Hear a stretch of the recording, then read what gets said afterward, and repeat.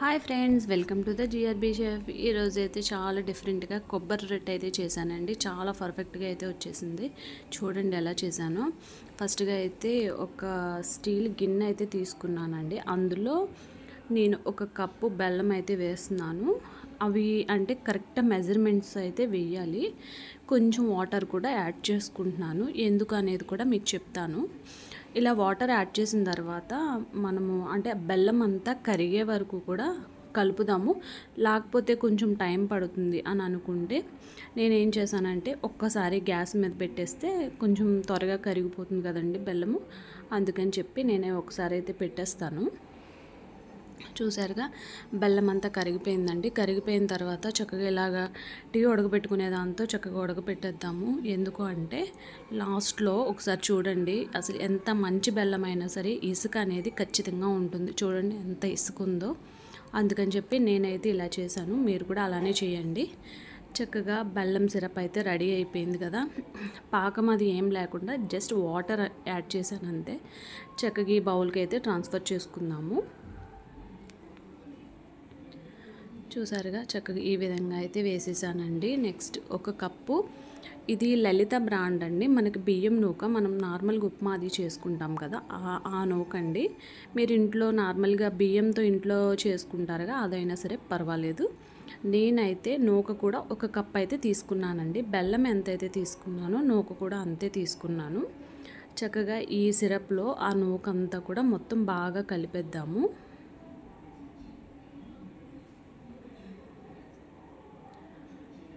చూసారుగా బాగా అంటే అలా వదిలేస్తే ఉండల్లాగా అయిపోతాయి. అందుకని చెప్పి వెంటనే మనం బాగా కలుపుకుందామండి. కలిపిన తర్వాత అదే కప్పుతో కొబ్బరి కూర కూడా తీసుకున్నాను. కరెక్ట్గా అన్ని మూడు కూడా ఈక్వల్ మెజర్మెంట్స్ అయితే తీసుకున్నానండి. మీకు చూసారుగా నేను కప్పు చూపిస్తున్నాను కదా, ఆ కప్పుతో కరెక్ట్గా తీసుకుంటే సరిపోతుంది. ఒక కప్పు బెల్లం, ఒక కప్పు నూక, ఒక కప్పు కొబ్బరి కూర, అంతే అండి. ఇంకా ఏమీ అవసరం లేదు. ఇందులో కరెక్ట్ మెజర్మెంట్స్ అయితే తీసుకోండి. ఈ కొబ్బరి కూర వేసిన తర్వాత కూడా బాగా కలుపుకోండి. బెల్లం సిరప్ ఉంది కదండి, అందులో ఈ నూక కొబ్బరి కూర బాగా కలుపుకుంటే ఎంత బాగా కలిపితే అంత పర్ఫెక్ట్గా రొట్టె అనేది రెడీ అయిపోతుందండి. మీరు కలపకుండా నార్మల్గా ఏదో అటు ఇటు కలిపేస్తే అసలు టేస్ట్ కూడా బాగుండదు. బెల్లం అది ఒక్కొక్క దగ్గర మాత్రమే ఉండిపోతుంది. అందుకని చెప్పి బాగా అయితే కలిపేసుకోండి.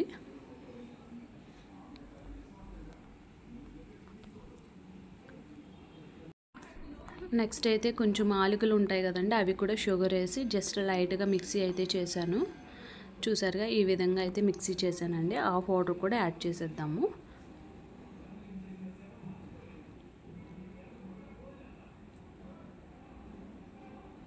అది కూడా వేసి బాగా కలుపుదామండి.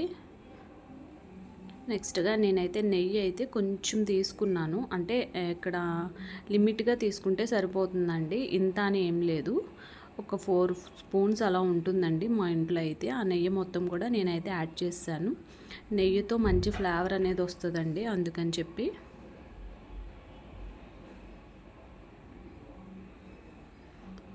చూసారుగా ఈ నెయ్యి కూడా బాగా వేసిన తర్వాత బాగా కలిపేసేయండి. ఆ నూకంతా కూడా బెల్లం సిరప్లో బాగా నానితే చాలా పర్ఫెక్ట్గా అయితే ఉంటుందండి. టేస్ట్ కూడా మంచి టేస్ట్ అయితే వస్తుంది. అందుకని చెప్పి బాగా కలపండి.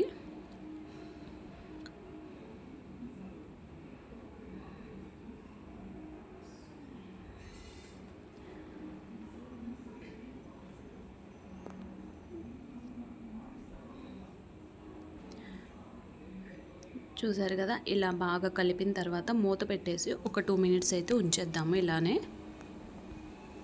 ఈ లోపు అయితే చక్కగా నేనైతే కుక్కర్ పెట్టేశానండి. నార్మల్ ప్యాన్లో కూడా పెట్టచ్చు, బట్ కుక్కర్ అయితే మనకి చాలా పర్ఫెక్ట్గా అయితే ఉడుకుతుంది ఆ ఆవిరికి. అందుకని చెప్పి నేను కుక్కరే తీసుకున్నాను. నేను ఈ బాక్స్ అయితే తీసుకున్నానండి. ఇందులో అడుగును అంటుకోకుండా చక్కగా ఒక 2 స్పూన్స్ ఆయిల్ వేసాను. బట్ నెయ్యి వేసుకున్నా సరే పర్వాలేదు, నేనైతే ఆయిల్ వేసాను. కుక్కర్ కూడా మూత పెట్టేసి ఒక 2 మినిట్స్ ఇలా ఉంచేద్దామండి. విజిల్ పెట్టకుండా ఉండాలి. విజిల్ అయితే తీసేసాను నేను. చూసారుగా కొంచెం హీట్ అయితే అయిపోయిందండి, చాలా వేడిగా అయితే ఉంది. మనము ఇప్పుడు బాక్స్ అయితే పెట్టేద్దాము. చూసారుగా ఈ విధంగా అయితే వేసానండి బాక్స్లో. ఇలా వేసిన తర్వాత చక్కగా మూత అయితే ఖచ్చితంగా పెట్టండి, లేకపోతే ఆవిరికి ఆ వాటర్ అనేది అందులో పడుతూ ఉంటుంది. అందుకని చెప్పి మూత అయితే డెఫినెట్లీ పెట్టాలి. చూసారు కదా, నేనైతే 2 బాక్సెస్లో అయితే వేసానండి. చూసారు, ఈ 2 బాక్సెస్ కూడా నేనైతే ఇలా పెట్టేశాను, ఒకదాని మీద ఒకటి. పెట్టిన తర్వాత కుక్కర్ కూడా పెట్టేశానండి. నేను కుక్కర్ పైన విజిల్ అయితే పెట్టలేదు. చూసారు కదా, ఒక 1 అవర్ తర్వాత తీస్తే ఇలా వచ్చిందండి. చాలా పర్ఫెక్ట్గా అయితే ఉడికిపోయింది. స్మెల్ కూడా అదిరిపోయిందండి. మీరు కూడా ఖచ్చితంగా ట్రై చేయాలి. ఇక్కడ చుట్టూ కొంచెము అంటే బాక్స్కి వెంటనే ఉడుతుందండి. ఈ చాక్తో ఫస్ట్ అయితే ఇలా మొత్తం అంతా ఈ కార్నర్స్ అంతా కూడా ఇలా తీసేయండి. తీస్తే మనకి చక్కగా ఒక్కసారిగా వచ్చేస్తుంది. మీరు ఆ కార్నర్స్ తీయకుండా నార్మల్గా వేస్తే ముక్కలు ముక్కలు అయిపోతుంది. అందుకని చెప్పి చాలా పర్ఫెక్ట్గా అయితే ఉడికిందండి. ఆవిరికి మినిమం 1 అవర్ అయితే పడుతుంది ఖచ్చితంగా. చూడండి ఎంత పర్ఫెక్ట్గా అయితే వచ్చేసిందో. చాలా బాగుందండి, టేస్ట్ కూడా అదిరిపోయింది.